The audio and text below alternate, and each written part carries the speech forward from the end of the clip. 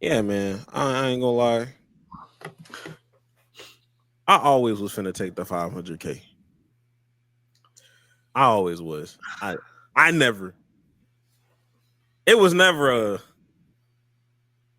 I'll was be never honest. big for me. Yeah. I don't even know. Like, no disrespect to Jay-Z, but like, what could he tell me that would be worth more than $500,000? And I feel like he's the type of nigga he'd be like, "Why don't you take the money, stupid?" That's how you want some advice. Take the money. Like, I don't get it. That nigga finna give me $1 million worth of game I like no. just for him to be like invest, nigga. If I had 500K, I probably would, nigga.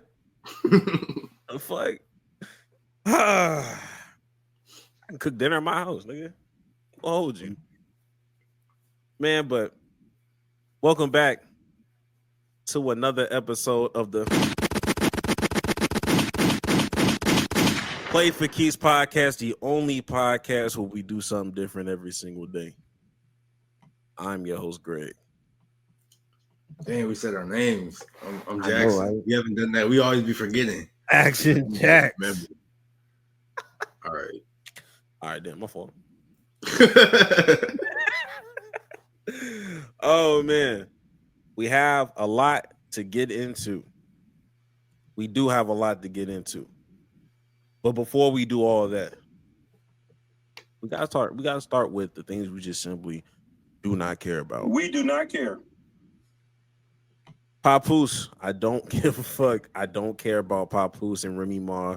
Get this shit off my timeline. Get it off. Get it off my feed. I think people just got bored and just got way too caught. I didn't think people cared about them. Like, How did we get I'm not bored? trying to hate, but I don't think people. I didn't know they was relevant. So, I guess Why did we get bored today though? it's a lot of stuff going on. There's just too much shit going on for us to be bored. Or you could just went outside. Like, I don't know, but it is what it is. We do not care about that. Also, we do not care. We don't care about Joe Burrow getting robbed. Like we already told y'all, somebody's looking for y'all. So y'all gotta tighten up. And he's in the Midwest. It's only in the Midwest, bro. But you seen that clip of them asking about they asked Tua about it, and he was like, "Hey man, I got guards and they're armed." Look, I did see that, which is why I'm and he in Florida. So yeah. Low key Florida, you might really got to worry about that. You know what I'm saying? Like ain't shit peaceful going down over there. But the real robbers is getting robbed. It's in the Midwest. If Pat Mahomes is getting robbed, Joe Burrow, you thought you was safe? Oh, no, you're right up their alley, nigga. We do not care. All of this discourse on TikTok reminds me that I can't wait for TikTok to be dead. I can't wait for y'all to get this app shut down. It shuts down officially January 19th. I don't care about y'all opinions enough. Y'all are going crazy on TikTok for no reason. I don't care about any of the little debates y'all got going on, the gender wars, all that stuff, cooking with Kaya. I don't give a fuck about none of that bullshit. I'm gonna miss the edits, the unexpected edits. I'm gonna miss those. I will. Those edits. I can't stop watching those videos, bro. I can't stop watching them. These edits are amazing, and surprisingly, we haven't gotten away with them. There is one more that I will have to show on this pod, and I think if I'm not one more thing we don't care about though, we don't care about Luigi because we know he didn't do it. We know he didn't do it. Oh, Luigi, that's all I'm gonna say about that. I saw somebody. That's all I'm gonna say about that. I saw somebody on TikTok talking about some. If your name is Mario and you happen to be a defense attorney, you have the opportunity to do something amazing right now. Bro, one of the reporters, they were like, when the paparazzi was taking pictures, they were like, "Luigi, it's me, Mario," and everybody was just like, stopped and looked. They was like, "Really?" Here we go. I know that nigga was going crazy. But yeah, that man did not do that. That was a completely different man. He didn't do it. Yeah, I don't. But that's all. That's all we can say without getting canceled, like permanently canceled. They'll find a way to get us up out of here. They'll pack us up. Literally. So, moving on. Yeah. And like I said, this is something we do something different every single day. So with that being said, mini hot take alert. Just me, ISO on me. It's cool. It ain't got nothing. We're gonna have a real hot take at the end, but I have to get this off. Y'all gotta stop talking about Chris Paul being like the second leading assist guy or whatever the fuck. Did he pass? He became number 2. Like, didn't he just pass somebody? Yeah. What's wrong with that? Fucking lying. Y'all need to stop doing that bullshit. It's a lie. He's number 1. Nigga's number 1. John Stockton is a fucking fraud, nigga. John Stockton is a fucking fraud. He is the most overrated Hall of Fame I've ever met in my fucking life.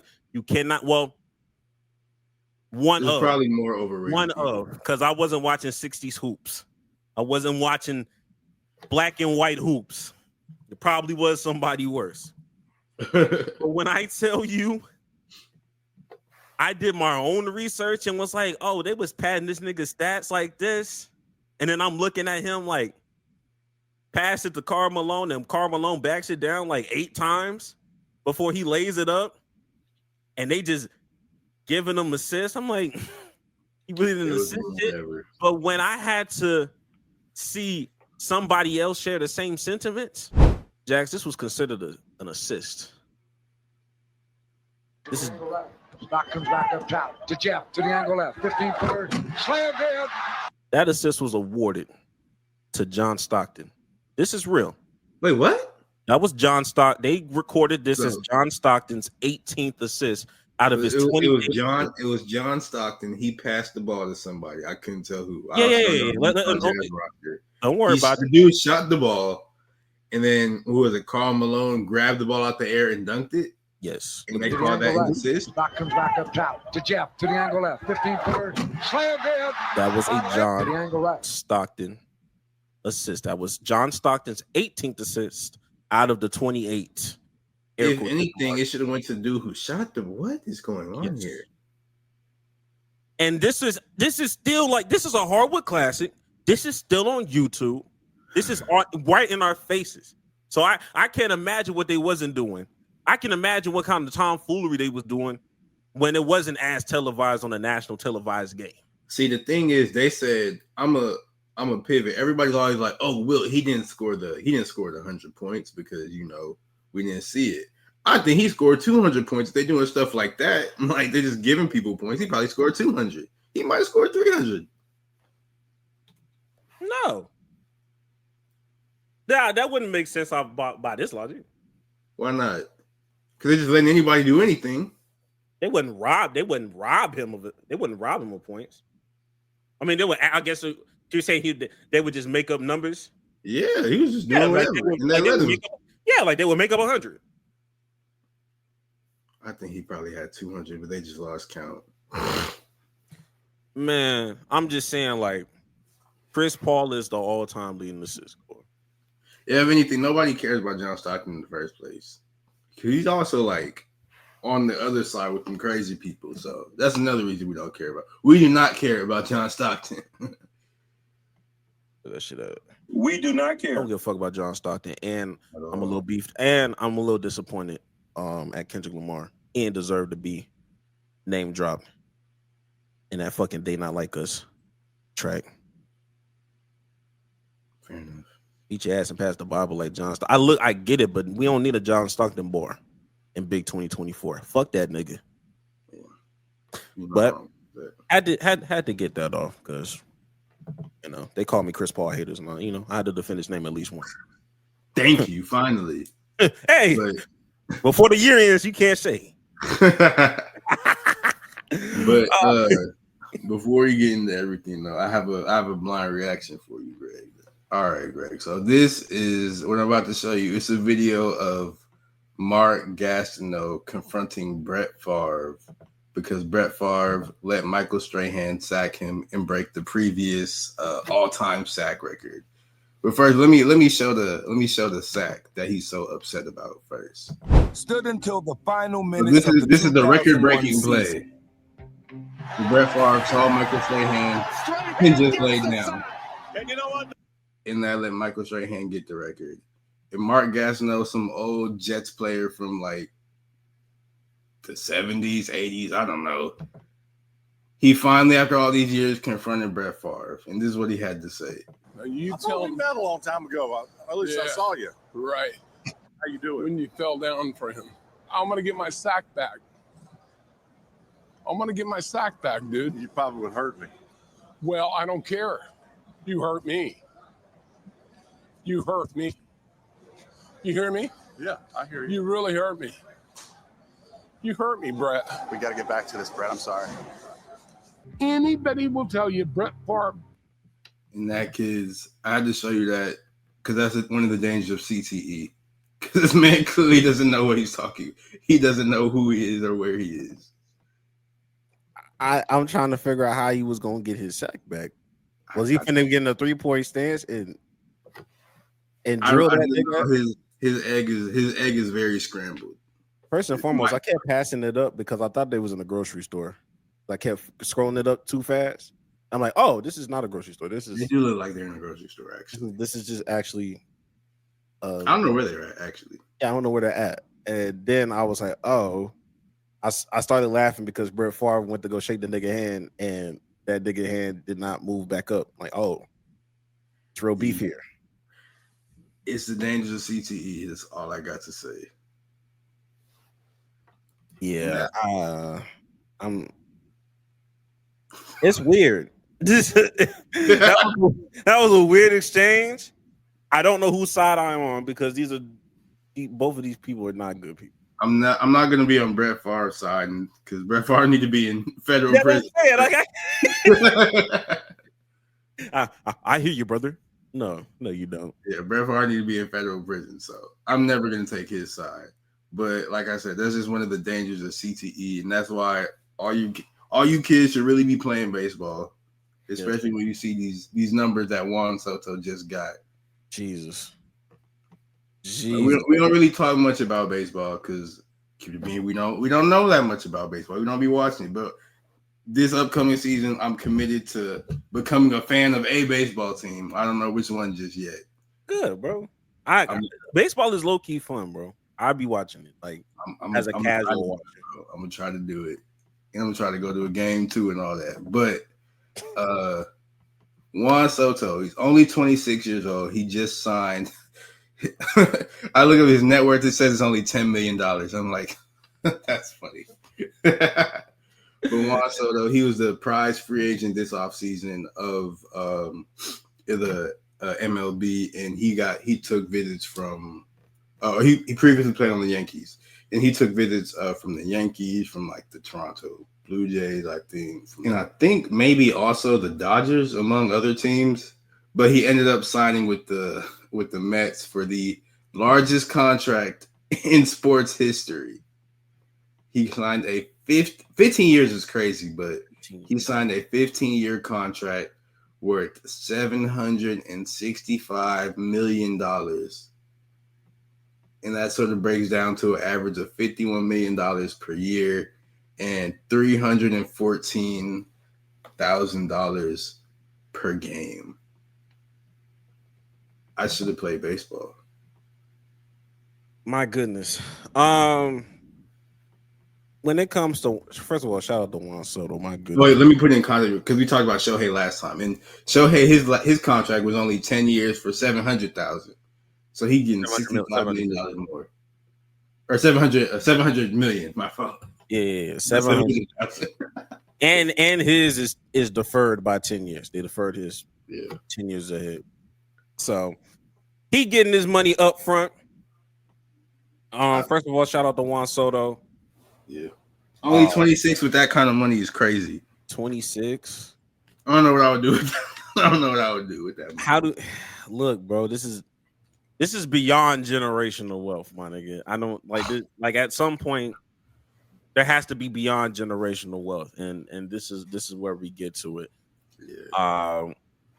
If I'm the Yankees, I'm pissed. I see the Yankees being very upset about this. The Yankees actually offered him $760 million. And then the Mets were like, well, we give you 765. And then he just said, okay, bet, cool. I'll hit the extra 5. Yeah, he ain't got to move. They still in the same city and everything. He ain't got to move, no nothing. If 760 million can't secure me something, what can, my nigga? Like, they're like, that's crazy. I feel like once you reach like maybe like honestly maybe like 100 million, there's not like what more do you need? You can pretty much afford anything you want. Keep in mind, that's more than 100 million. You're just being greedy. Keep in mind, the Yankees were in the World Series this year or this past season. So you were in the World Series. They lost, but they were in that. They lost. They lost to the Dodgers, but hey, you know that's what happens when you face Shohei. You know what I mean? Shit, but you know their vision is okay. We just try to keep everybody together, keep it together. All right, here's 760. Not enough. Apparently, he had some beef with the security guards over there in New York as well. Yeah, they wouldn't let his family go into somewhere sometime. Yeah, they kicked one of his family members out the stadium for something. Yeah, they removed him out. He was very upset about that. That was early. That was like back in April though. So it was at that moment he was like, I got something for y'all. Don't worry. Don't worry. Series. It's one thing you leave a World Series player to go get the bag somewhere else. But for you to be in the same damn near city, you're just going to the other side of the borough. And now the Mets have like a nice little lineup too, because Francisco Lindor is nice. I forgot there was somebody else there that was pitching real well. There's some nice pieces there, and you get $765 million. If I'm the Yankees, I'm pissed. And the Yankees are already a dramatic bunch already. For sure. I don't give a fuck about their feelings. I don't care about them. I used to feel the same way about the Dodgers, but I don't know. That Shohei signing kind of moved me. I'm not as pressed as I used to be. But yeah, if there's a time to go into baseball, look, baseball I feel like there's either a star or a rising star on every single baseball team that's relevant. You know what I mean? Now, I can't offer any pushback to that because I have no idea. Now, if you're talking about the Arizona Diamondbacks, look, I don't know shit about them niggas like that for real. But when you talk about your Dodgers, there's plenty of people in the Dodgers, Seattle Mariners. Was it Mariners? Yeah. Seattle Mariners, Miami Marlins. Of course, you have the Astros, the Yankees, Red Sox. Look, even the Braves. Even the Braves got some nice people. The Orioles is a team. The Baltimore Orioles, Jax, I think you would like the Baltimore Orioles. I ain't gonna lie. Now they need to, you know, get over that playoff hump. But from an atmosphere standpoint, I would consider them the OKC of baseball especially when it comes to a fan stuff, because they all wearing the orange shit. They all be wearing it. They be fanned out. They be going crazy in the stands. And they got a lot of young talent. They just got to put it together. Since you talked about going into baseball, that's a team to look into. Shit, even the Padres, they fire too. But like I said, all in all, I know it's not an NSO topic, for real, we just, anything dealing with money is NSO related. Yeah, but I'm trying to in your mind, Jax. How many years will it take before we start seeing the first $1 billion contract? How many years do you think it's going to take? Keep in mind, we're at $765 million. That's the tough one, because I feel like owners aren't going to want, like, they already don't want to pay these players this money in the first place. But I feel like there's going to be like a real deal, like, no, we cannot let these players get $1 billion. Even if they're already damn, like LeBron, he's already a billionaire. Like KD, I'm pretty sure. I think KD is already a billionaire too. I think Steph might be on the way. Like the players are billionaires already, but I think there's like going to be like a strong, like, no, we cannot give these people $1 billion contract. Like that will destroy the fabric of our sport. So I think I don't necessarily, because I've always thought like these contracts are low key. I'm glad they're getting their money, but they're getting a little bit too big. Like, I don't know exactly what's going to happen, but I think something that will like sort of like, I don't know, shift all this, make things come back down just a little bit. I don't know. I have no idea what it will happen, but that's something I've been feeling. At first, when you said that, I was just like, man, you sound just like them NFL owners. I was like, we can't allow them to have fully guaranteed contracts. And it's never going to happen. And then Deshaun Watson happened. But I understand. But you see, Deshaun Watson happened, and now they're doing everything in their power to make sure nobody else gets a fully guaranteed anything. When it comes to that $1 billion contract, you may be on to something. You know who's not going to help that situation? Ooh.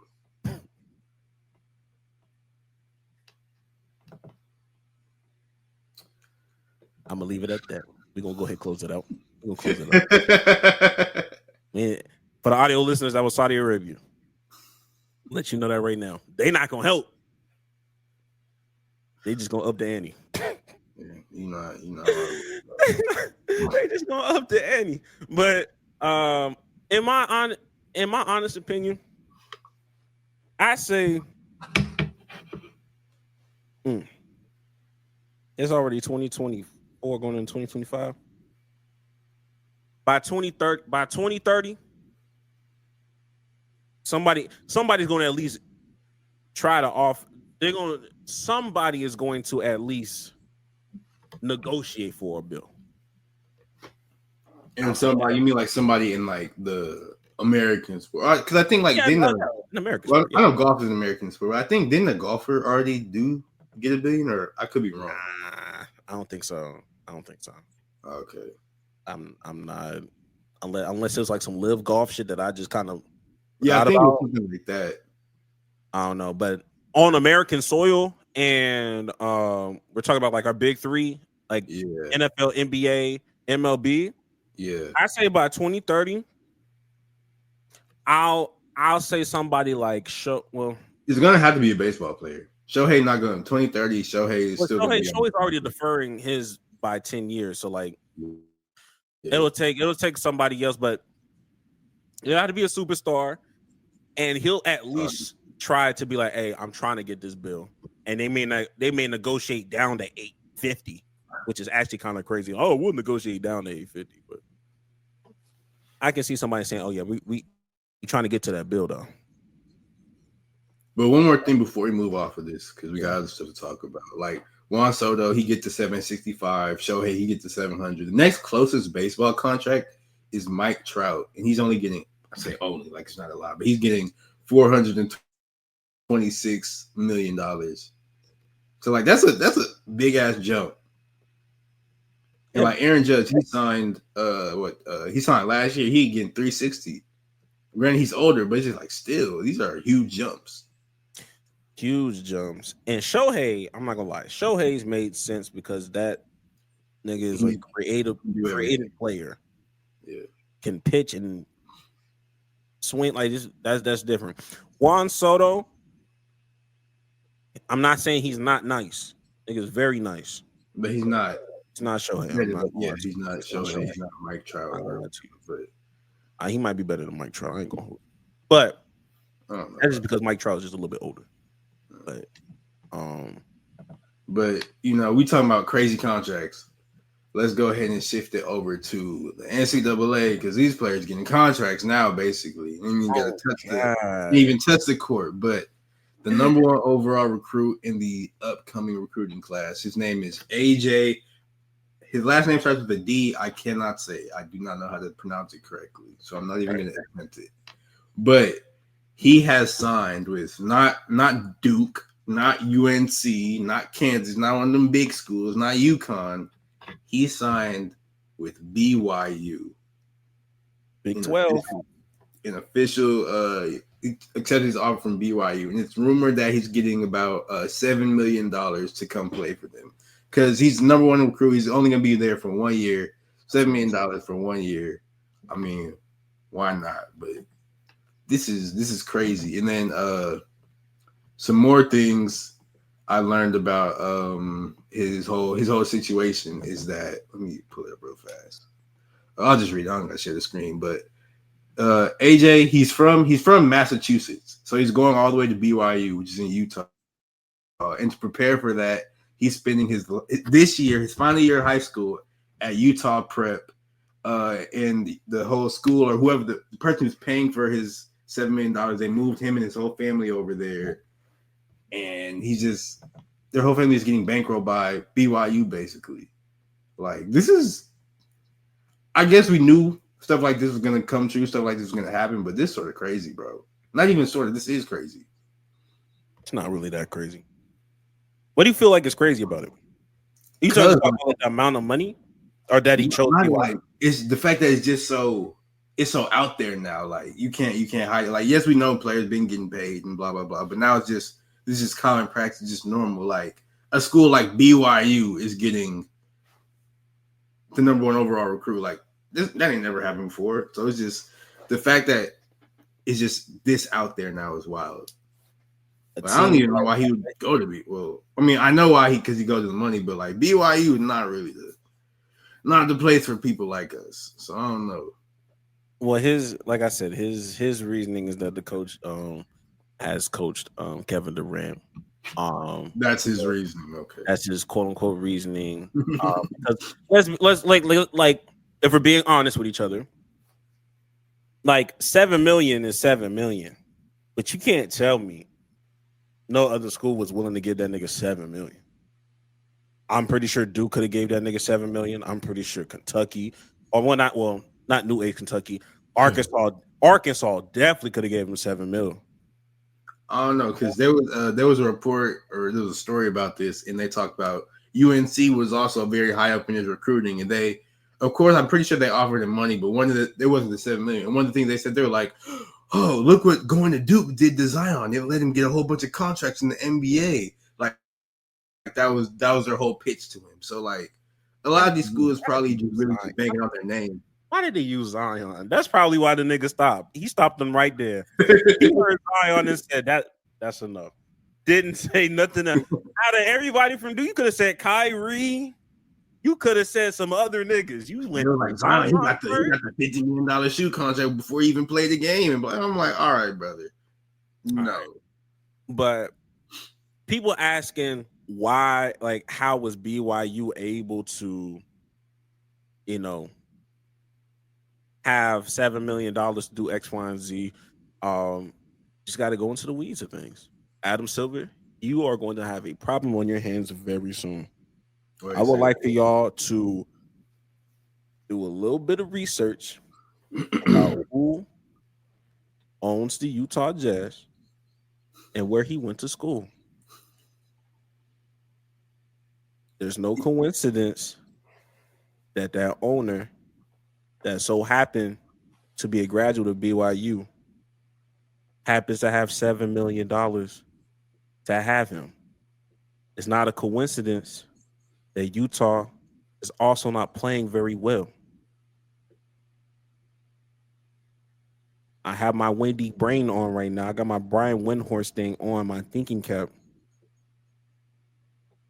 He will probably be in Utah longer than people want to believe. And Adam Silver, when he gets to them draft lottery ping pong balls, when it's time for the draft in 2026, damn, how did Utah get that number 1 pick? All right. A lot of things are connecting right now. I'm not wrong. I'm just early. That's the basis of everything else. I'm not wrong. I'm just early. It's gonna be funny when he goes to like when the Hawks don't make the playoff for some reason, they get the number 1 pick again. That'd be funny. Getting the number 1 pick again is kind of crazy. It's not gonna happen, but it would be funny. I'm gonna be honest with you. I think he's gonna be a Utah Jazz. If they don't land on Cooper Flag, this brother will probably be he's probably gonna be a Utah Jazz. Hey, we'll see. We got a couple years before that happens, though, so we will see. But one thing that is currently happening right now in the NBA is the NBA Cup.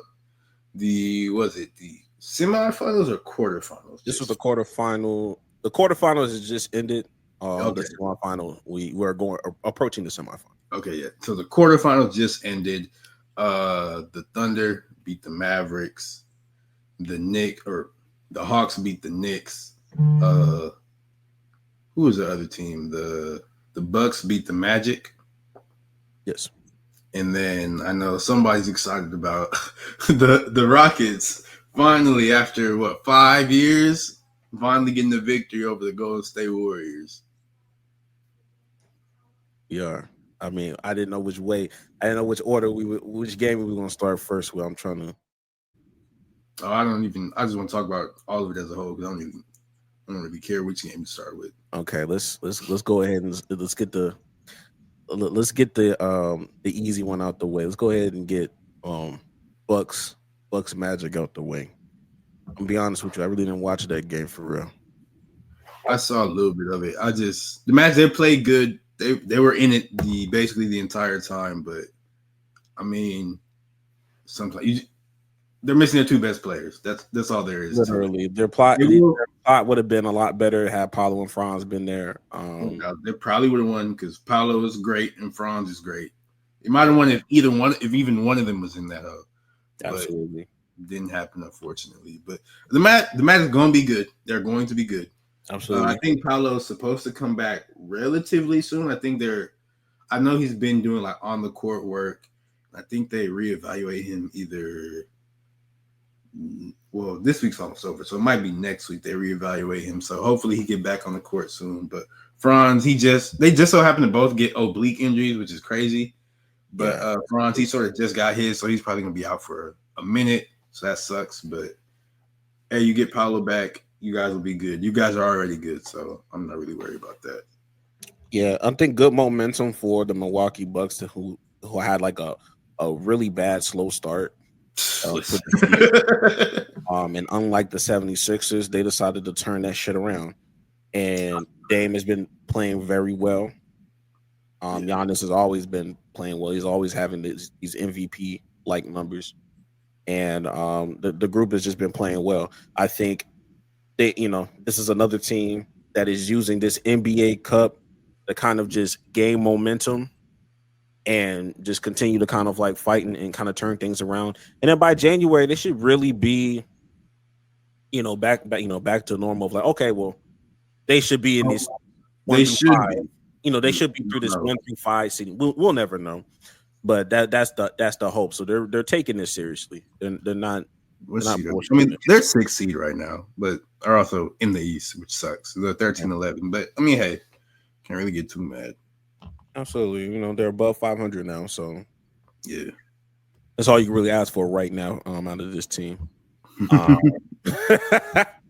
And on the West side, we'll have OKC defeats the Mavericks. That happened on Tuesday.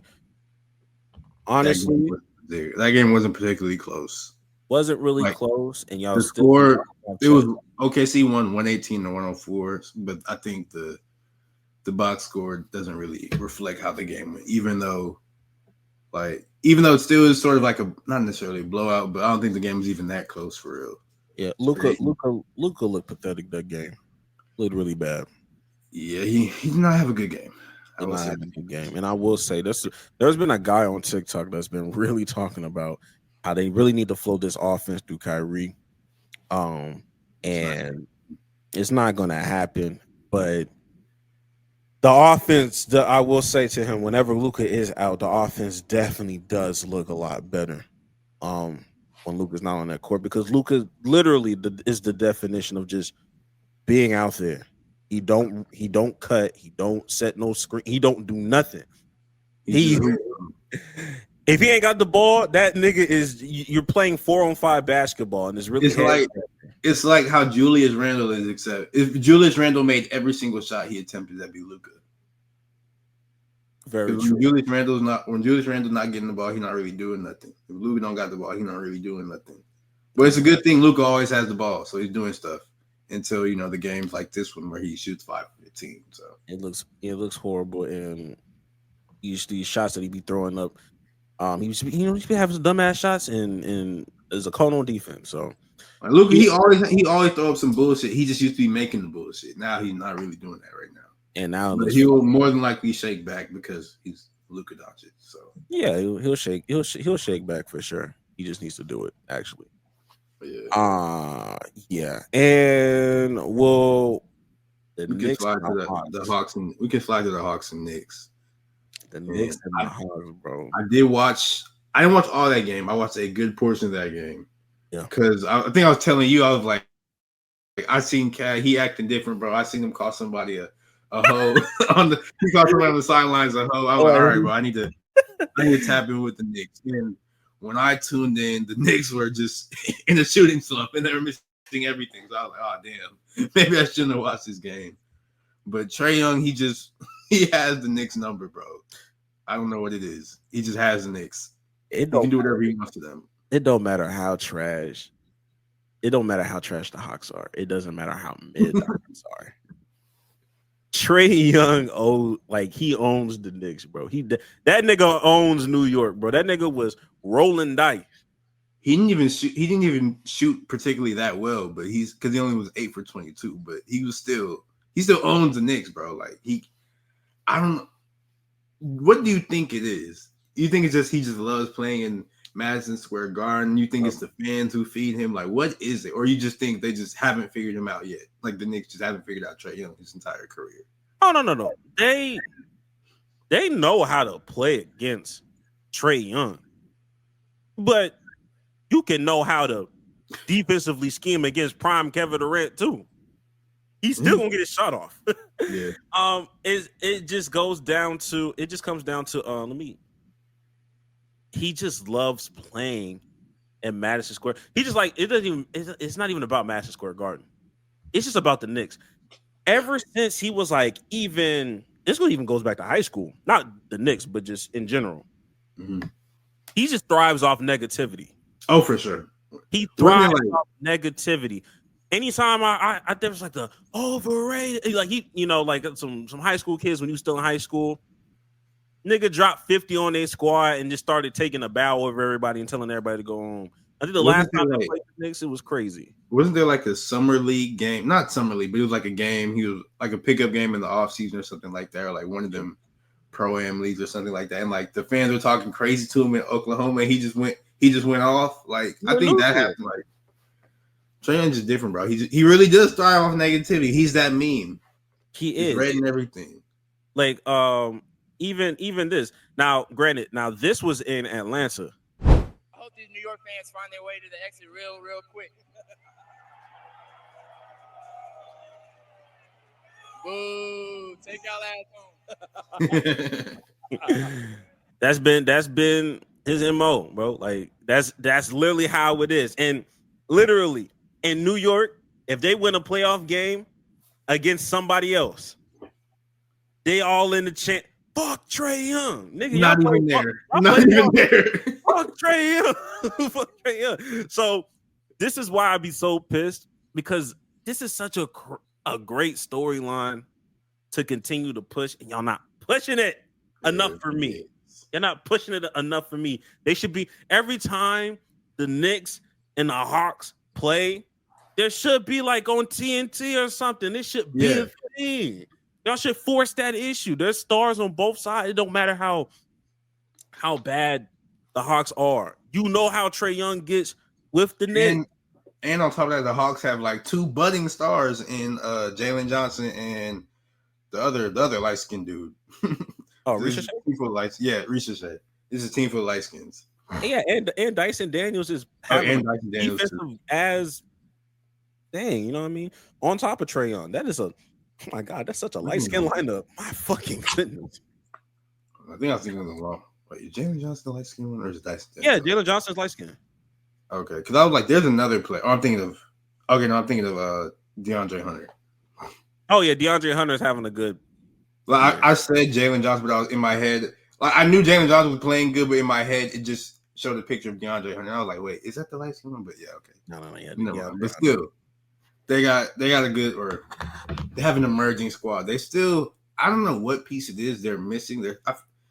Is it like the Capella thing that's really throwing them off?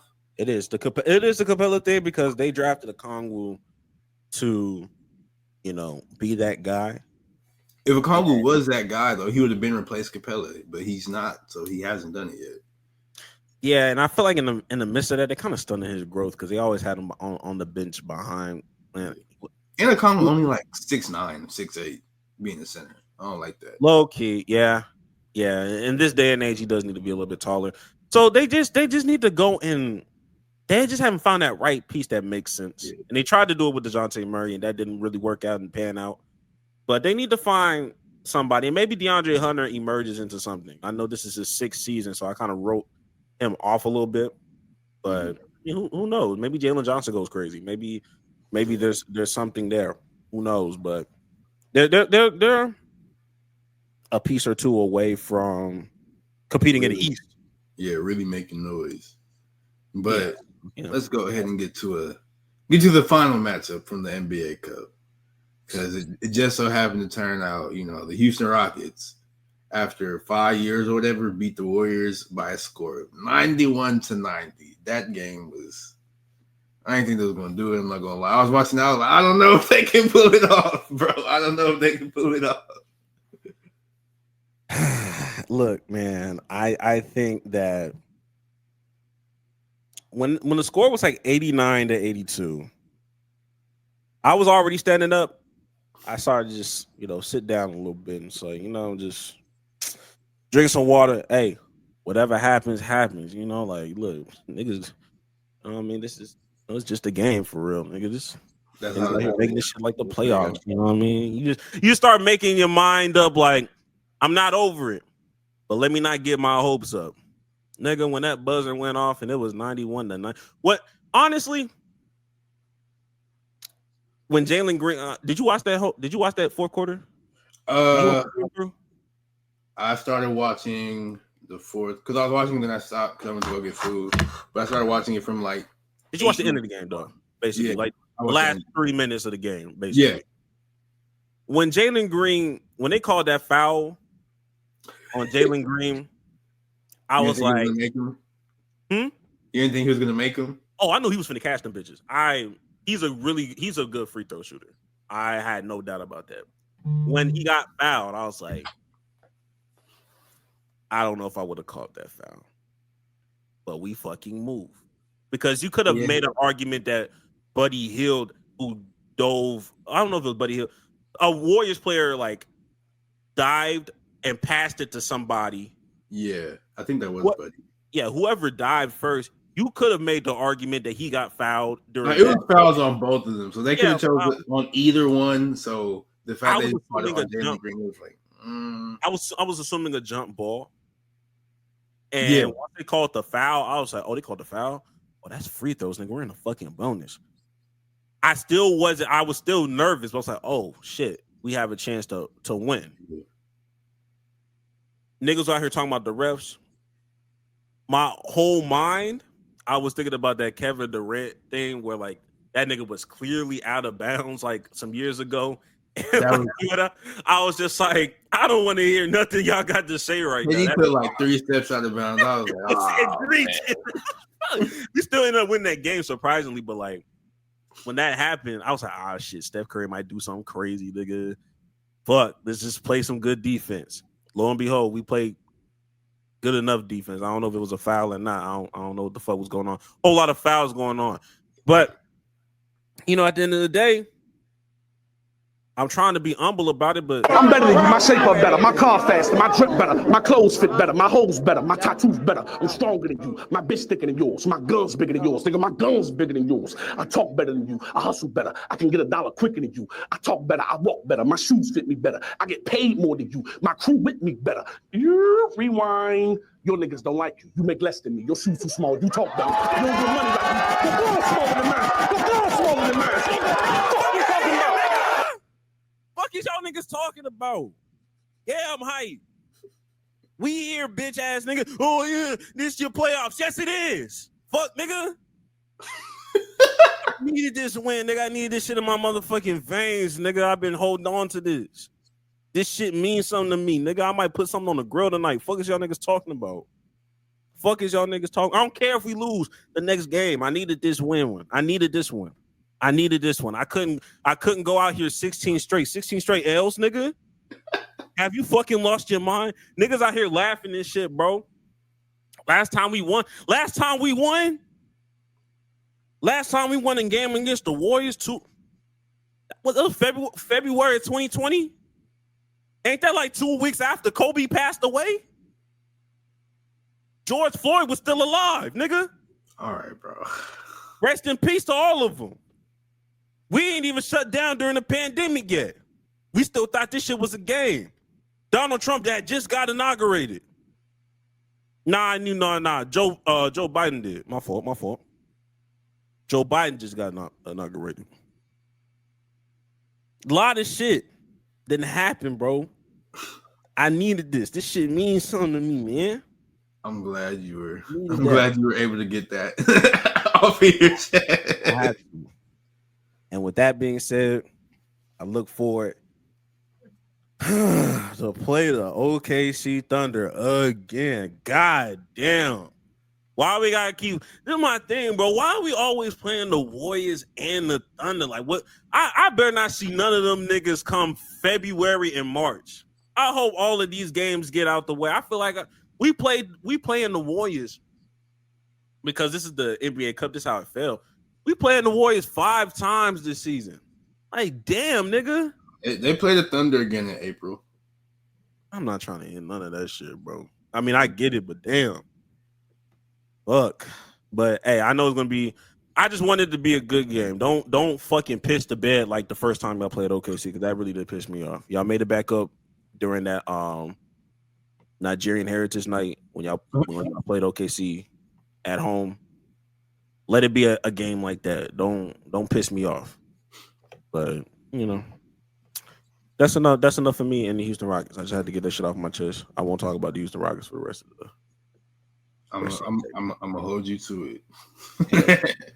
But moving on from all that NBA Cup stuff, we got some drama in the NBA because apparently big NBA insider Shams Charania is a liar. He recently came out with reports that Jimmy Butler is seeking a trade. And he said the Phoenix Suns are another team that Jimmy Butler's agent, Bernie Lee, has indicated in league circles that the 6-time All-Star is open to as a destination, while Miami listens to trade offers, sources tell ESPN, joining Dallas, Houston, and Golden State. So Sham's saying that Jimmy wants to go to Dallas, Houston, Golden State, or the Suns, and he's citing Bernie Lee, who is Jimmy's agent. He cited that man by name, and Bernie ain't like that at all. In fact, he went on a little tweet rampage. had to do it like this so you can see all 3 of the tweets. Hold on. Type shit. But he said, you can see, right? I mean, I can see the words. Oh, you can't see what they say. I mean, I can see. I mean, if I squint my eyes, I guess. Oh, I mean, I just full screened my shit, so now I can see it better. But anyway, this is what he had to say. All right, listen. I gave you a pass yesterday because I was busy.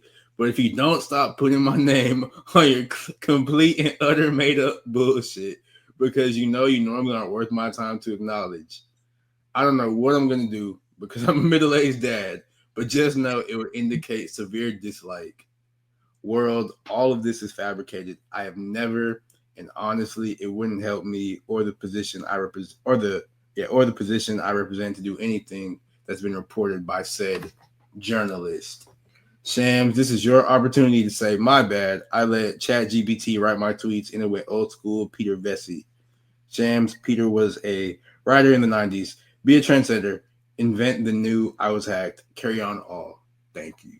And I just have to say, ooh, I genuinely appreciate his, I don't know what I'm going to do because I'm an old man, but it would indicate severe. That's self-awareness. He's not going to threaten physical harm. He's like, I know I'm old. I know I'm not going to do nothing for real. So I appreciate that. But anyways, to this, Shams replied, I 1000% stand by my reporting. It's fully vetted, and as a professional, this is what I do: report truthfully and accurately. That's what it is. Period. I don't care what nobody say. This shit funny to me. Yeah, all that little paragraph shit. Yeah, I stand by what the fuck I said, nigga. And I'll say it again. You said it, bitch. Like I said, people do not like Shams. I get it. But that nigga has stood on business every time. I wish I had that tweet that had the thing where like Shams broke, hey yo, Jimmy Butler sprained his MCL, and then Bernie or whatever the fuck that nigga name was, he was like, this nigga's lying. He's a liar. 5 hours later, the Miami he come out. Yeah, he sprained his MCL. Look, man, look. Shit funny to me. Yeah. Shit funny to me. It just sounds like a nigga that just got upset that the shit got leaked. For sure. 1000%. That's all it is. That's all that is. And Shams, this is what you gonna have to go through. Niggas gonna test your gangster until they get over the Woj nostalgia. That nigga's not coming back. Yeah. All right. Give it up. This is your new report. That and Windhorse and anybody else. This is who's going to report for you, my nigga. So. But real fast, out of all the teams, he said the Sun, or all the teams that were alleged, because apparently Sam's a liar. But it's the Suns, the Rockets, the Mavs, and the Warriors. What team do you think is the best fit for Jimmy? The best fit? Yeah. The best fit depends on what you're giving up to get him, because this is a trade. But I'm gonna say I'm off the rip. I'm gonna let it be known. I don't think it'll be the Rockets. I don't think the Rockets. That doesn't really make sense for the timeline. He's an older dude. I think the Warriors makes a little bit more sense. I think the Warriors are the best option. I think the Warriors might be the best option. Phoenix wouldn't be crazy bad either, but nobody in Texas. I don't think you can't do Phoenix. I don't think their cap situation is tenable. Yeah, it's not I don't even know if they can really make trades like that for real, unless they have to gut their already gutted roster. So the Warriors really do need like another shot creator that is a proven shot creator and is on the same timeline as Steph. They're both in their mid or mid 30s.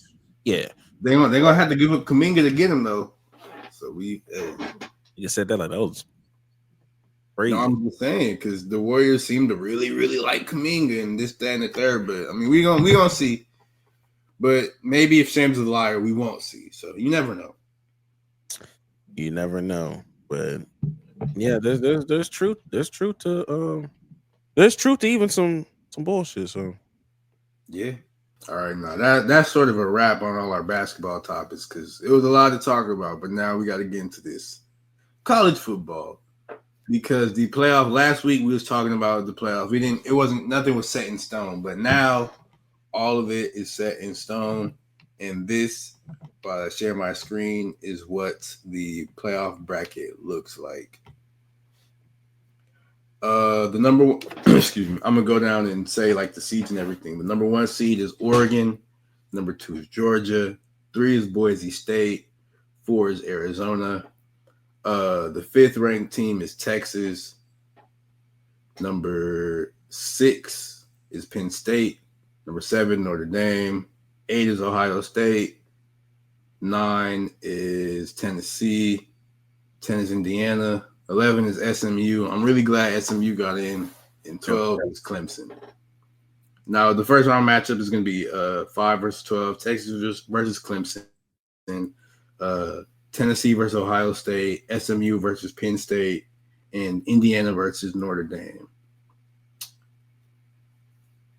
with these games, honestly, I could see like the way the schedule set up. I could see Texas getting to the national championship so much easy. I feel like. I think it's interesting because how it's constructed, Oregon has a tough path. Yeah, the national championship, which is kind of crazy because in the hierarchy, I think the number one seed normally has an easier path. Yeah, I think one of the analysts, not Kurt Herbstreit, but there's somebody else that does college football. I think Joe Klatt. He was talking about this a while back, like the way y'all and the way they treated scheduling and how the committee has put this thing together. Like, if you're the number one seed, you're low key kind of fucking screwed. Like, this is almost made for, in hindsight, had Alabama actually got in. For Alabama to kind of coast through this kind of to a national championship. Like, this benefits the lower seeds more than it does the higher seeds, in my opinion, depending on how you play. But look, I don't know. I think Texas does have a good path. I wanted to give love and some shout out to SMU.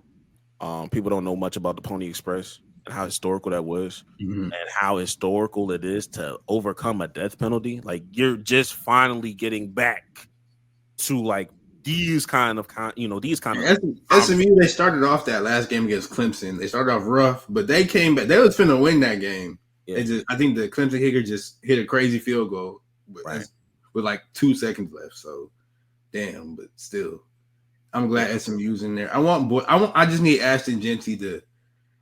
I want him to like have a couple crazy games. That's it. Yeah, I want Jeanty to have I'm rooting for Boise. I'm rooting for Texas. Well, I'm not really rooting for Texas like that. If Arch was in there, I'd be rooting for Texas a lot harder. But SMU and Boise, I'm rooting for heavy. I mean, they could probably have to play each other. But like those two is what I'm rooting for. I could care less about anybody else, honestly. I could see Georgia losing just off the strength of their quarterback, Carson Beck. He just suffered he got hurt. I don't know what he hurt. I think he hurt like a ligament in his throwing arm or something like that. So he's not going to be out there. And their backup quarterback wasn't even that good for real. And he also got Carson Beck wasn't that good for real. Exactly. So if you worse than Carson Beck, listen. I don't think he worse than Carson. I don't even think he worse than Carson Beck. I just think Carson Beck just had the opportunity. I think he worse. Yeah. But I mean, we'll see what happens. Yeah. Well, we'll see. None of them niggas is Stetson Bennett, but I get it. What is Stetson Bennett doing? I don't know. I think he was on a practice squad with somebody. He backing up somebody.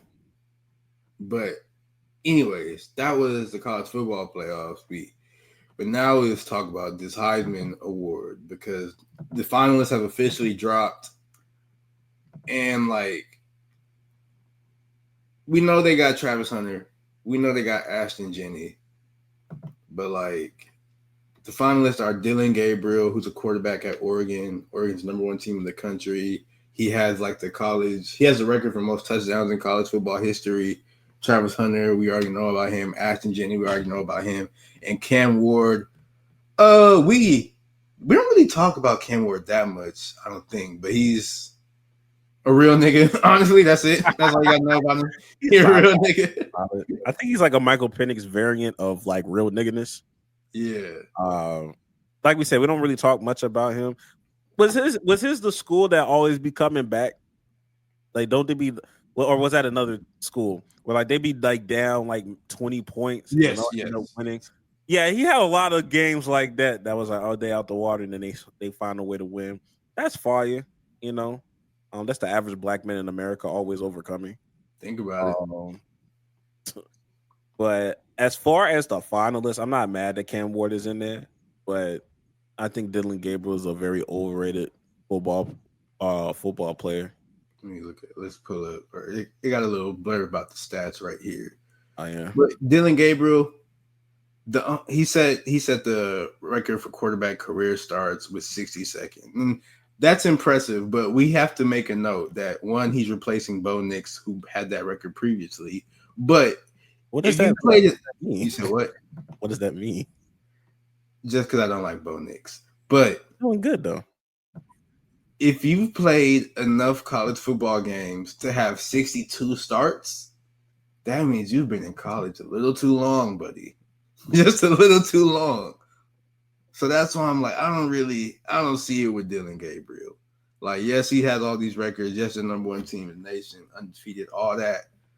But I don't see it. We know who the real Heisman finalists are. Which is Genty and Hunter. And out of these two, who'd you say you thought was going to win it? It's a win-win for me. I think Travis Hunter is going to end up winning it. Also, shout out to Travis Hunter. He just won AP College Player of the Year. I think he's going to win it. If Genty wins it, that's fine too. Like I said, I want Genty to win it, but I think Hunter will end up winning. Yeah, Hunter. Yeah, I think Hunter ends up winning it. They've been getting on this nigga ass because his girlfriend been spazzing out. But look, I'll pray for that, brother. Ain't got shit to do with me.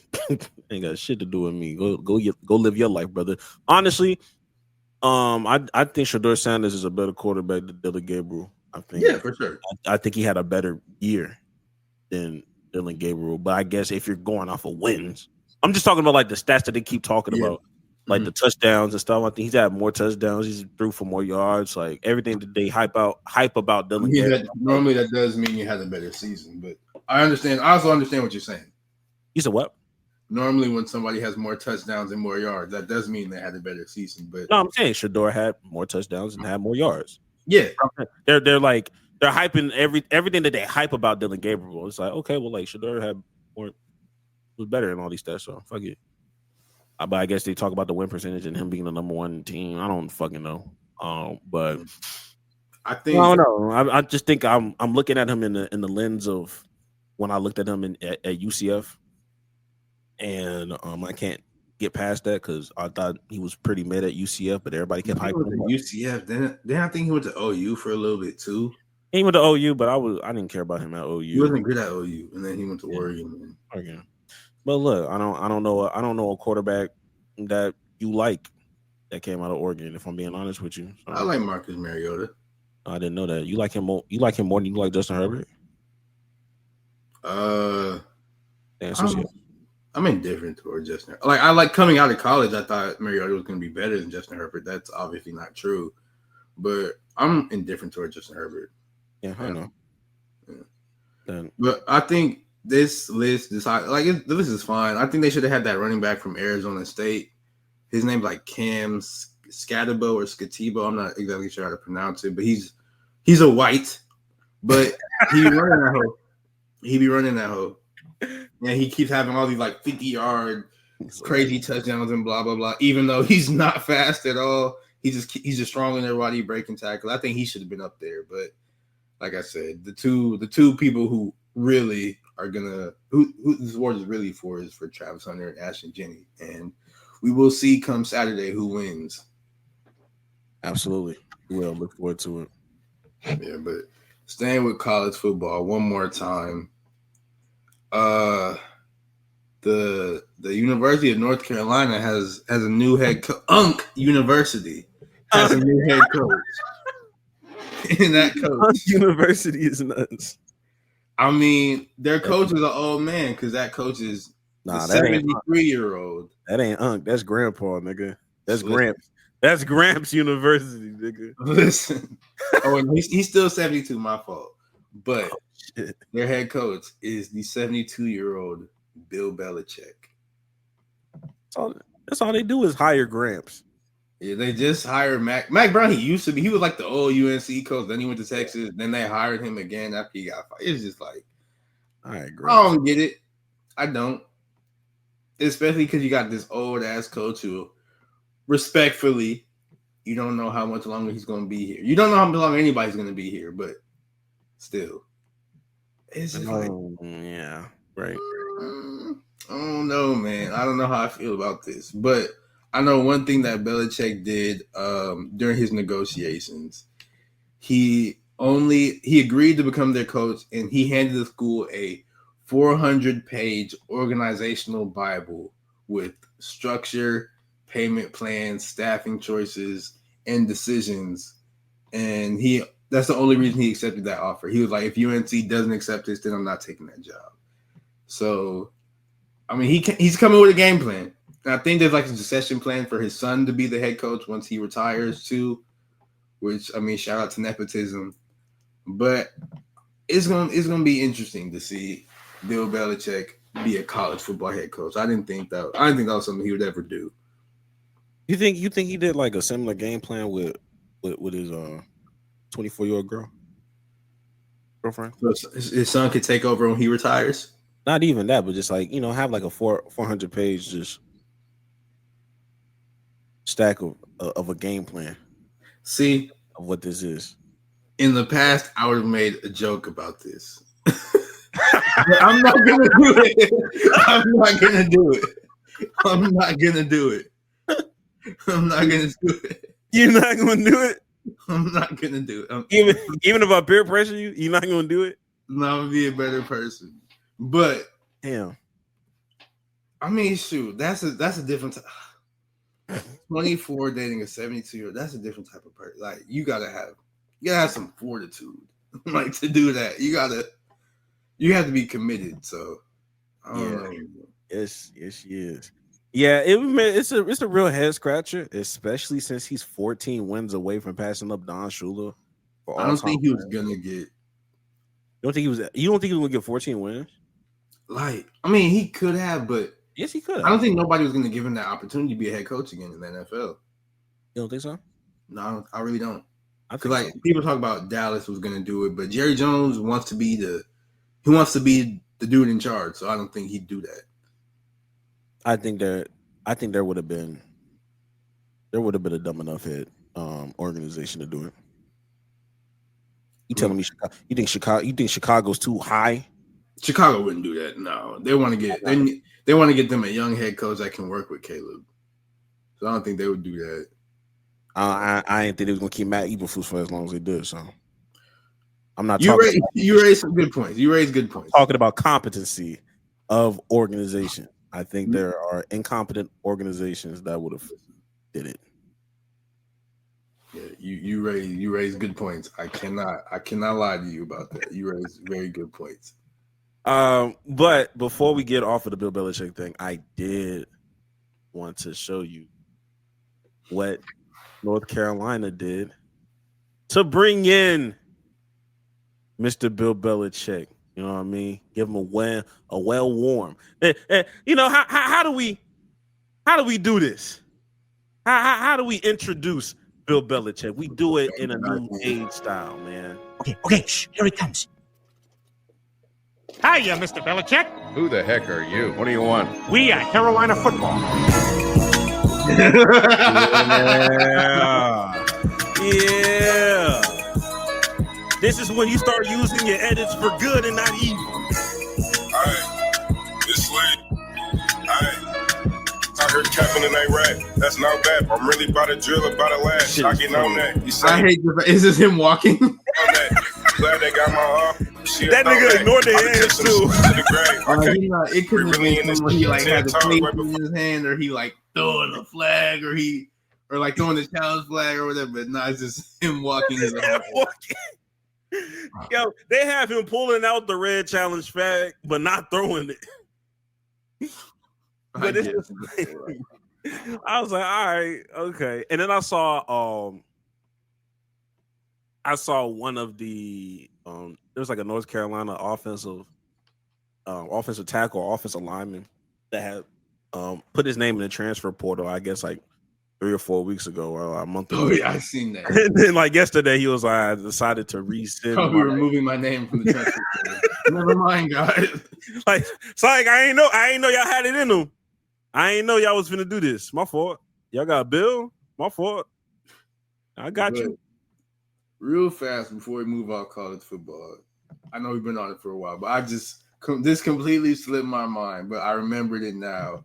I have to just get your quick reaction on this new law they're trying to pass by Ohio State Representative Josh Williams, introducing the OHIO Sportsmanship Act on Tuesday, which would make it a felony offense to plant a flag in the center of Ohio Stadium. Hey, you told me it wasn't shit. Like, I told you they was gonna try to do something, nigga. Be so for real. A felony? Be for real, bro. Don't piss me off, bro. They're just trying to find more excuses to put black men in prison. That's all they're trying to do. They're just trying to find more excuses. They dropped like the body cam footage of the police officers that was out at that at the Michigan, Ohio. I don't know why. Like the team's right there, but the officers that were at the Michigan Ohio State game, and like they dropped the body cam, but they had like some officer had this taser to somebody back, and he was like, "If you move, you're getting tased." It was just like crazy talk. And they showed them getting pepper sprayed, all this. I'm just like, is it really that serious? Like, yes, I understand these are large human beings, they're athletes, they're fighting and all that, but I think they got some better sense. Like, ain't no real violence finna happen on it during a football fight. What do you see? What do you think real violence is? Because in my like they all got on pads. I'm talking about like stuff that will draw blood and this, that, and third. In my opinion, this is just me. Mm-hmm.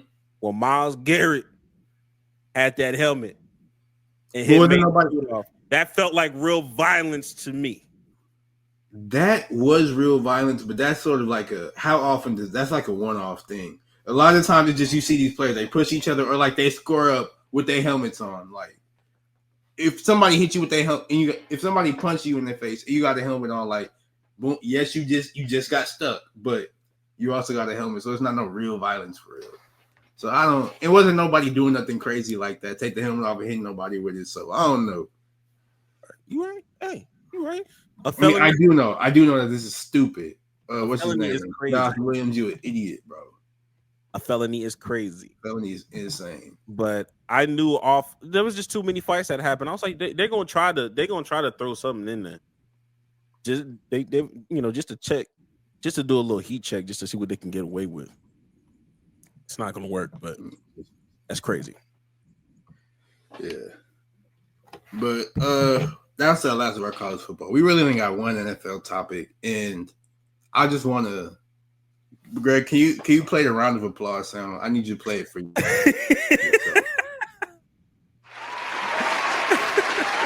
I need you to take a bow, Greg, because one thing you always tell me, like, we never wrong, we just early, and I think it's finally that time of the season where the Philadelphia Eagles is falling apart.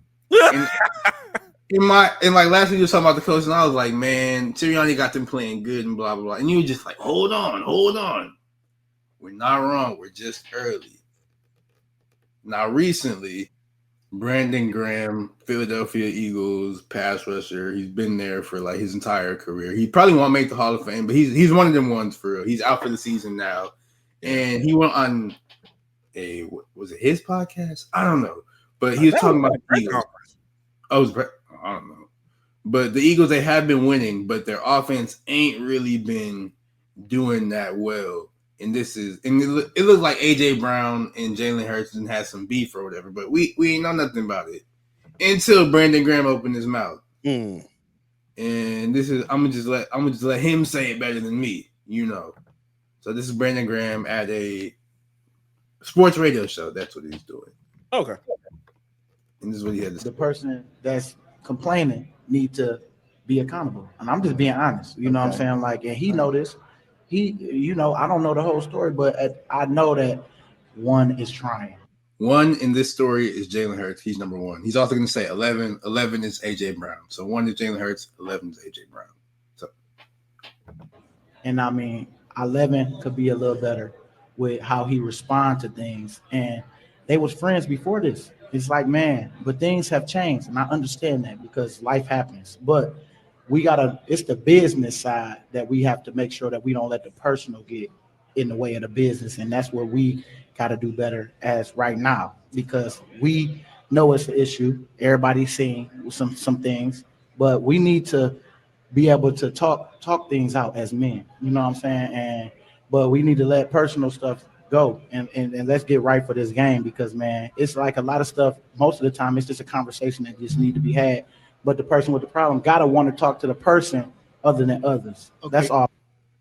You gotta want to talk to the person other than others. There's really a message in that when you think about it. Oh, for real. That's real. Like he not saying nothing. He ain't saying no bullshit. Yeah, that's a real. Yeah, you gotta be willing to talk to somebody if you really want to solve the problem. Absolutely. But hopefully they don't solve the problem. Hopefully the Eagles fall apart. Because we're never wrong. We're just early. It looks like AJ Brown and Jalen Hurts, for some reason, we do not know. Apparently, like, because they was, I think, actual like best friends. I think like Jalen Hurts is like his daughter. I think Hurts is AJ Brown's like his daughter's godfather or something like that. Like they're like really, really close. Yeah. And like I know Jalen Hurts, he like fought for AJ Brown to get traded to the Eagles and all that. So like they're really close, but apparently they're not friends no more. And it's having an effect on the field. And, you know, AJ Brown, he came out, I think it was like yesterday or whatever, and he was doing like a whole locker room scrum. And they asked him about it. And he was like, man, it's not nothing for real. Because that's, of course, that's what you're supposed to say. I don't know if it is anything for real. But, you know, this could either A, be the downfall of the Eagles, or B, last time AJ Brown complained about Jalen Hurts not getting him the ball. The next game he caught like 14 passes for 228 yards and like 3 touchdowns or something like that. So this could either be like the end or the beginning. I don't know. They have an easy enough schedule for this to be the beginning. Yeah. I'm praying it's for it. That's all I'm saying. And like I said, bro, we not wrong. We just early. That's been the basis of a lot of things we see on this podcast. Plenty of things that we've said, it's like, okay, like y'all were wrong. No, we weren't. When it comes to the Bo Nick stuff, he's having a good year. You know, he's starting to obtain games. Don't worry. He will regret. Jack's ain't wrong. He's just a little early. That's okay. That's okay. We're not here for instant gratification. Y'all gonna always come back. Damn, they really was really on to something. Really on to something. I'll let y'all know. We go back to the Bengals. Look, just early. After that Patriots loss, I was like, yo, look, they're not doing it this year. Oh, Greg, you tripped. Now look at it. Just early. But yeah, like I said, I don't have too much to say about it. Like I said, if it wasn't for Saquon Barkley, we would be having uncomfortable conversations a long time ago about this team. Saquon going crazy. Saquon is. I don't know if he's gonna win. No, they want. Josh Allen's gonna win the MVP because they want to give it to Josh Allen. But Saquon got him a case for sure. I feel like Lamar played better than Josh Allen, in my opinion. I mean, he has, but Josh Allen, his last like few primetime games, he's went crazy, and they want to give it to Josh Allen, so they're gonna give it to Josh Allen. I guess. I get it though. I get it. I'm not like he having a great season, so I mean I can't hate on it. But. I mean Joe Burrow's having a great season by statistics, but you look at that fucking record, it looks fucking horrible. So exactly. I get it. But that's really all our topics for now. But let's go ahead and get into some NFL picks. I'm glad we're here.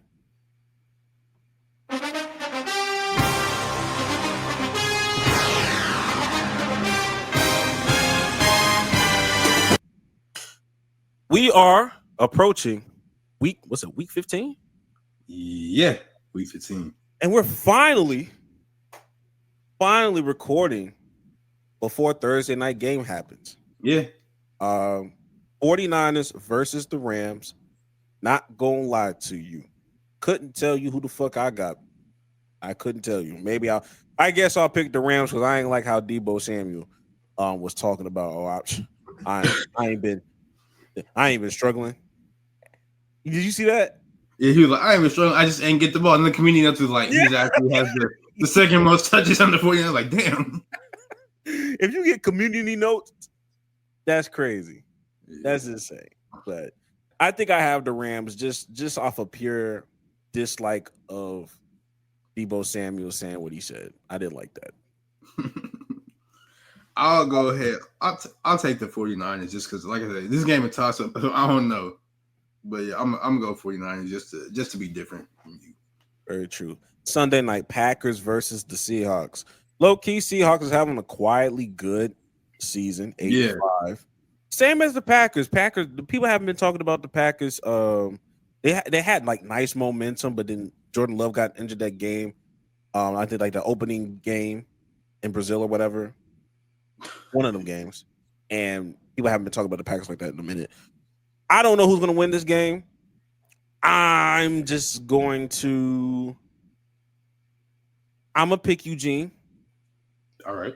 I'm going to pick Eugene and go to Seahawks, but I wouldn't be surprised if the Packers won. Yeah, I'm leaning towards the Packers in this game, so I'll go with them.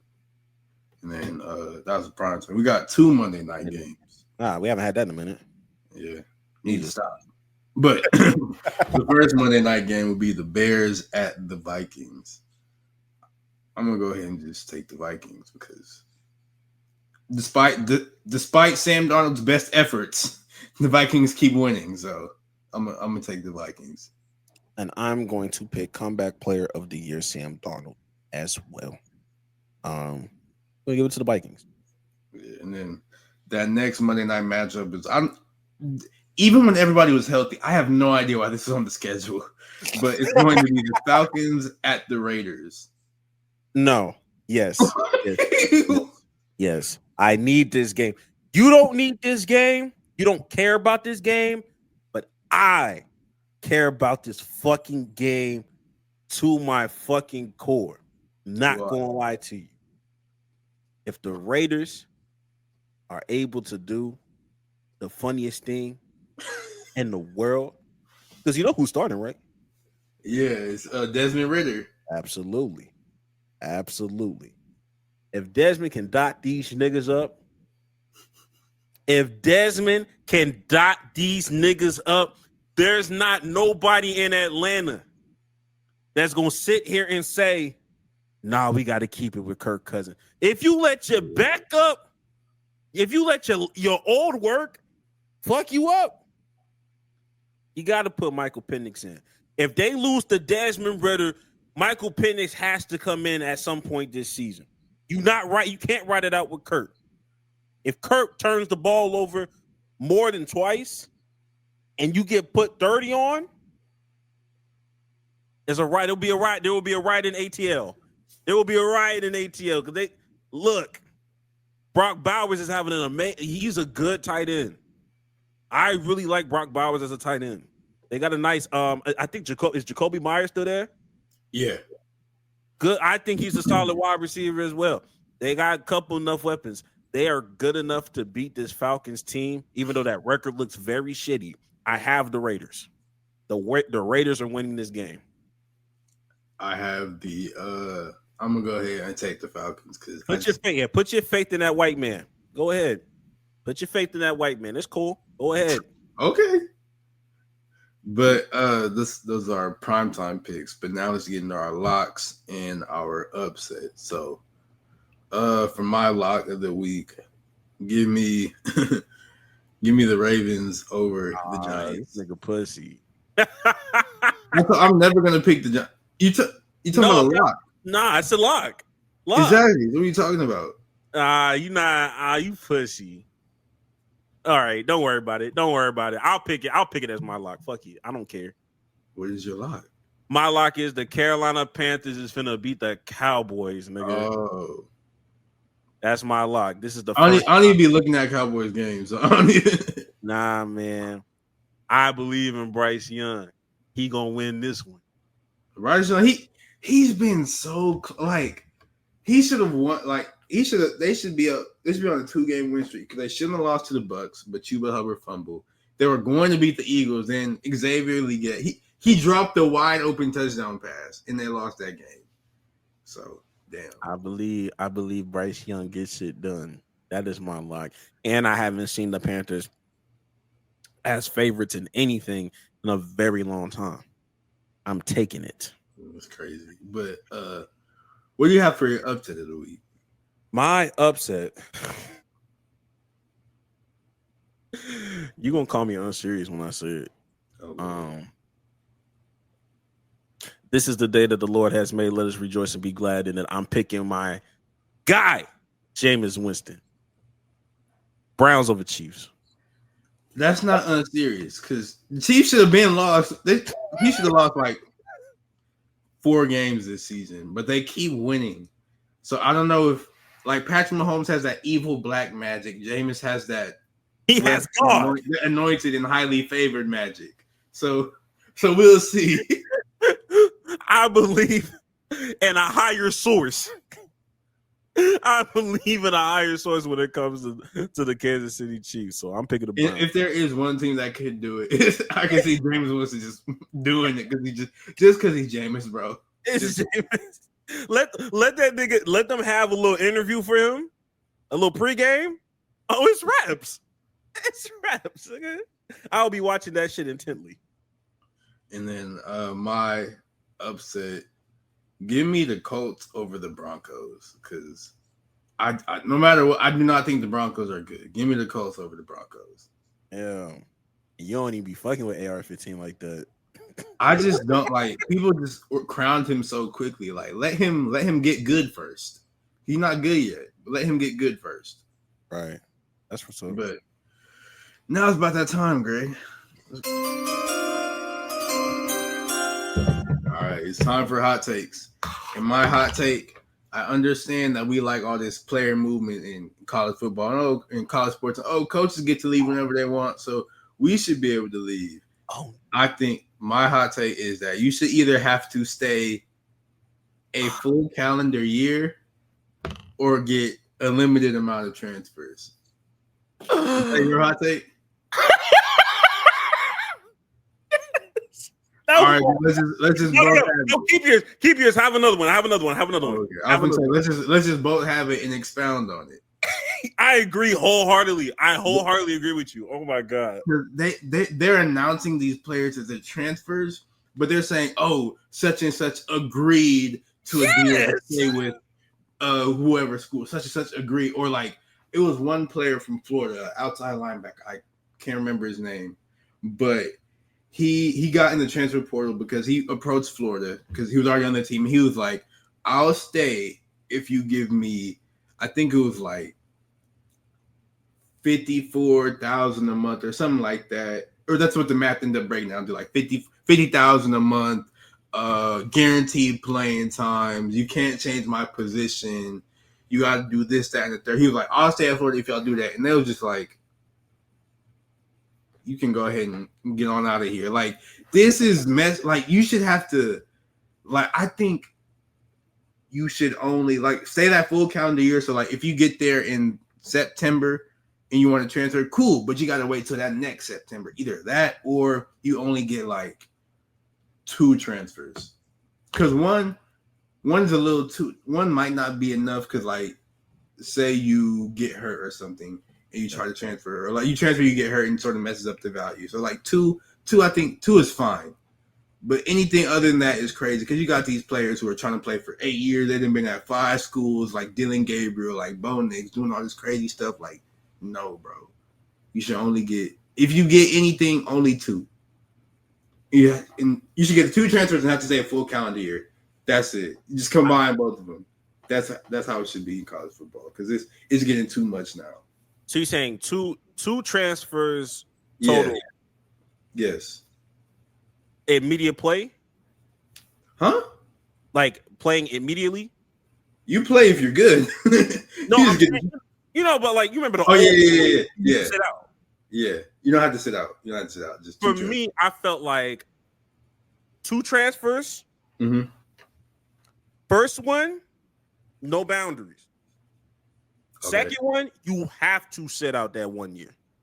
You have to sit out. It's mandatory. You have to sit that 1 year and then play X, Y, and Z. Or 1 transfer, no boundaries. You can only do that second transfer if it's like a grad transfer. Well, I guess that's sort of how it always been, low key. I mean, it's always okay, yeah, that's sort of how it always been. But like, if you're going to transfer that second time, understand that you're doing that. I think even if they love NIL so much, I feel like NIL contracts should be calendar year. You know what I mean? Like, there probably are some that are like that, but like, we don't know because we're not inside of that, and there's no regulations on these contracts. That's very true. Yeah, you can write these contracts however you want. That's very true. There's no regulations at all, which is a problem. Yeah, that's true. That's true. Yeah, I agree with that so hard. As soon as you said what you said, I was like, fuck. Because I was debating on which one I was going to say. I was like, okay, well, you just solidify which one I'm going to use. But I agree because it piggybacks off of my bowl game stuff that I was doing the week prior to. It's getting too crazy though. It's been rubbing me the wrong way. Such and such has agreed to a. I'm like, agreed. What happened to the game I love? Agreed. And it's a multi-million-dollar number next to it. Like, this nigga talking about, you have to play me. Like, you play if you're good. Like, it's getting crazy. It's getting insane. Yuck. This is the game we love, I guess. The new game we love. All right. Before I say my hot take, I do have to preface that I am a bigger basketball fan than I am a football fan. So to keep me engaged in football, I like to make NFL I like to make NFL comparisons to NBA teams and vice versa. Prime example, I believe that I said I wasn't going to talk about the Rockets, but this is the only example I have. The Houston Rockets, to me, is the NFL equivalent to the Washington Commanders. Hot start. We're not ready to be taken seriously just yet. They're probably a couple pieces away. It's a young team. I guess. That's what it is. Smart. I said, I guess, but continue with your hot take. Absolutely, yeah. And they'll probably lose some more games in January, but that's besides the point. But my hot take is that I have found the NBA equivalent or the NFL equivalent to what the Minnesota Timberwolves are, and that is the Tennessee Titans. They are the equivalent, aura-wise, the Tennessee Titans. Everybody looks washed when they put them fucking jerseys. You are not your best self when you are in a Timberwolves jersey. And people will be like, what about Anthony Edwards? Yeah, and what about Derrick Henry, nigga? There's people that are anomalies, my nigga. That's fine. And look how niggas be looking when they leave. When they leave certain situations, they look better. When I look at Karl Anthony Towns, I look at AJ Brown. You feel me? I look at those things. I look at people that come into the situation when they get traded there. DeAndre Hopkins didn't look his best. And I'm not comparing him to Julius Randle because I would never do such a thing. Please. But nobody looks good when they wear shit like that. I'm just saying. Everybody seems like they succeed when they leave this motherfucker. Even if you want to go back to KG. KG had a great time. Won his championship somewhere else. And immediate. So, that is my NBA equivalent. I think the thing with that, though, like, I do agree. But I think they have good jerseys. They just don't use they have shit in their arsenal. Typical like home jerseys and away jerseys, like their normal jerseys suck, but they have like all the other variant jerseys. I think those are good. Just like Tennessee. Tennessee owns the Oilers gear, and I think the Oilers should be looking fly. So yeah. No, you're right. Tennessee has shit in their arsenal. They just don't use it. Their regular jerseys suck. Yeah, and they look. You're right. You got it. That. Yeah. So shout out to them. Shout out to all parties involved. And it was embraced because of Karl Anthony Towns. So I looked at Karl Anthony Towns, and everybody's like, "Man, he's looking different. He's looking different. He's talking different." No, he isn't. I'm gonna be honest with you. This has been the exact same Karl Anthony Towns. He's been doing the same thing. You know how the nigga talks because everybody talks about how his high-pitched voice is. So you know how he talks. He's on podcasts all the time. He's dropped 60 points twice in that uniform. Nobody gave a fuck. Yeah. All of a sudden, he moving different. No, he's not. It was just the Timberwolves. Everybody looks washed in that gear. That's my hot take. I like that hot take. I mean, does that wrap everything up? Yeah, that's everything, though. That's everything. Jax, any last words? Hey, man. Year finna be over. It's crazy. But you want to change your life? Year's finna be over, bro. Do some life-changing shit before the year's over if you're really trying to change your life. That's all I got to say. In 2025 is about to be here, like very soon. If I ever offended you, change, do some work so I don't have to offend you again. That's real. That's all. Like, subscribe, comment. I'm about to drop a couple reels and TikToks and whatnot. Make sure y'all continue to support the pod. And without further ado, we'll see y'all next week. Happy holidays. 'Tis the season.